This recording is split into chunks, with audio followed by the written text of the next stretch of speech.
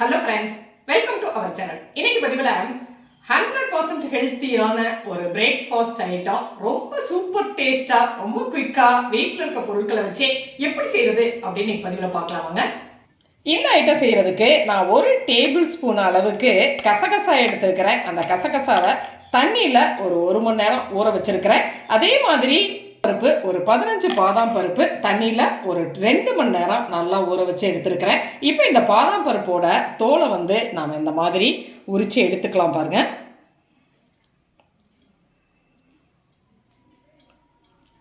இந்த மாதிரி எல்லா பாதாம் பருப்பையும் தோலை உரித்து எடுத்துடலாம்.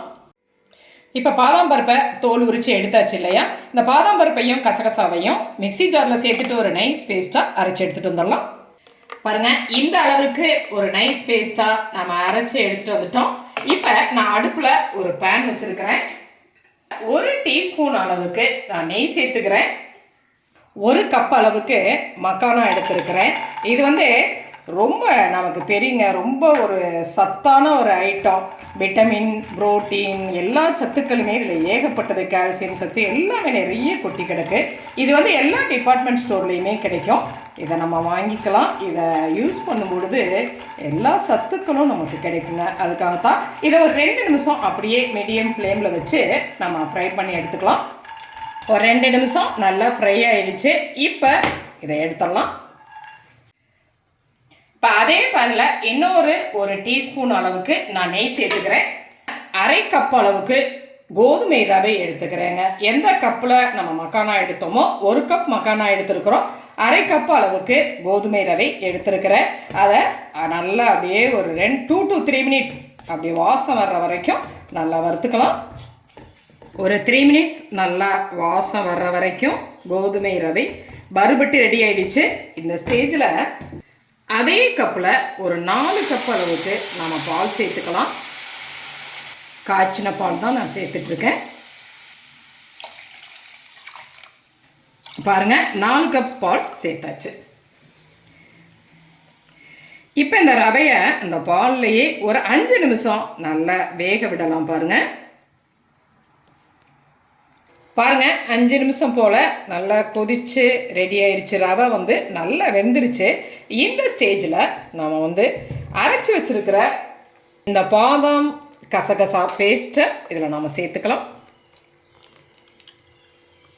சேர்த்துட்டு நல்லா கலந்து விட்டு ஒரு 2 நிமிஷம் கொதிக்க விடலாம். கசகசா பாதாம் சேர்ந்து நல்லா கொதிச்சு வந்துருச்சு. நான் 1/2 கப் அளவுக்கு கல்கண்டு எடுத்துருக்கிறேன். பாருங்கள், கல்கண்டுக்கு பதிலாக நான் இன்றைக்கி கல்கண்டு சேர்க்குறேங்க. நீங்கள் கல்கண்டுக்கு பதிலாக ஒயிட் சுகர் சேர்த்துக்கலாம், அல்லது வெல்லம் கூட சேர்த்துக்கலாம். நான் இன்றைக்கி கல்கண்டு சேர்த்துக்கிறேன். சேர்த்து நல்லா கலந்து விட்டுக்கலாம். கல்கண்டு நல்லா கரையட்டும். இந்த ஸ்டேஜில் ஒரு 1/2 டீஸ்பூன் அளவுக்கு ஏலக்காய் பவுடர் சேர்த்துக்கலாம். சேர்த்துட்டு நம்ம ஃப்ரை பண்ணி வச்சுருக்கிற மக்கானாவையும் இதோடு சேர்த்து ஒரு 2 நிமிஷம் கலந்து விட்டு கொதிக்க விடலாம். பாருங்கள், இது ரொம்பவே ஒரு ரிச்சான ஒரு சத்தான ஒரு ஃபுட் ஐட்டமாக இருக்குங்க. நல்ல ஒரு அருமையான பிரேக்ஃபாஸ்ட்டு, ஈவினிங் ஸ்நாக்ஸாகவும் நம்ம செஞ்சு கொடுக்கலாம். குழந்தைங்கள்லேருந்து பெரியவங்க வரைக்கும் எல்லாருமே லைக் பண்ணி சாப்பிடுவாங்க. ஃபுல் எனர்ஜியும் இதில் கிடைக்குங்க. ஃபைனலாக நான் குங்குமப்பூ கொஞ்சமாக பாலில் ஊற வச்சுருக்கிறேன். அதை இதில் சேர்த்துக்கலாம். இது ஆப்ஷன் தான், உங்கள்கிட்ட இல்லைன்னா நீங்கள் ஸ்கிப் பண்ணிடலாம். சேர்த்துட்டு நல்லா கலந்துக்கலாம். அருமையான ஒரு சூப்பர் டேஸ்ட்டில் நம்முடைய சத்து கஞ்சி ரெடி ஆகிடுச்சு. எல்லா சத்துக்களும் கொட்டி கிடக்கக்கூடிய ஒரு சூப்பர் டேஸ்டான கஞ்சிங்க. எல்லாருமே சாப்பிடலாம். இந்த ஸ்டேஜில் நம்ம அடுப்பை ஆஃப் பண்ணிடலாம்.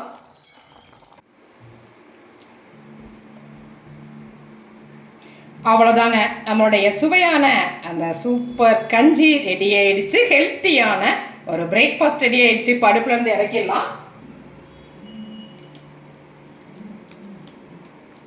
இதில் வறுத்த முந்திரி பருப்பை நான் சேர்த்துக்கிறேன். நீங்கள் எந்த நட்ஸு தேவையோ பிடிக்குமோ அதை சேர்த்துக்கலாம். அவ்வளோதான், பரிமாறுறதுக்கு ரெடியாக இருக்குது.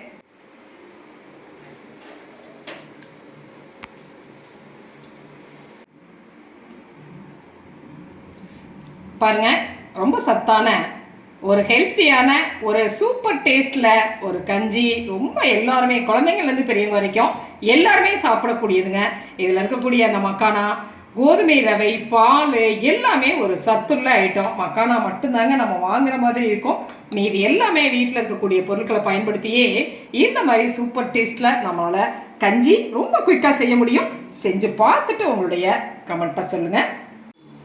பாருங்க, ரொம்ப சூப்பர் டேஸ்ட்ல ரொம்ப ஹெல்த்தியான ஒரு பிரேக்ஃபாஸ்ட் ஐட்டம் ரெடி ஆயிடுச்சு. இது பிரேக்ஃபாஸ்டாகவும் சாப்பிடலாம், ஈவினிங் ஸ்நாக்ஸாகவும் சாப்பிடலாங்க. இடுப்பு வலி, கை கால் வலி, எலும்பு தேய்மானம் எல்லாத்துக்குமே இது ஒரு அருமையான கால்சியம், புரோட்டீன் எல்லா சத்துக்களும் கொட்டி கிடக்கக்கூடிய ஒரு சத்து கஞ்சி தாங்க இது. செஞ்சு பார்த்துட்டு உங்களுடைய கமெண்ட்டை சொல்லுங்க. இந்த பதிவு உங்களுக்கு பிடிச்சிருந்துச்சுன்னா சப்ஸ்கிரைப் பண்ண மறக்காதீங்க. லைக் பண்ணுங்க, கமெண்ட் பண்ணுங்க, ஷேர் பண்ணுங்க. மற்றும் ஒரு பதிவில் உங்களை மறுபடியும் சந்திக்கின்றேன். நன்றி.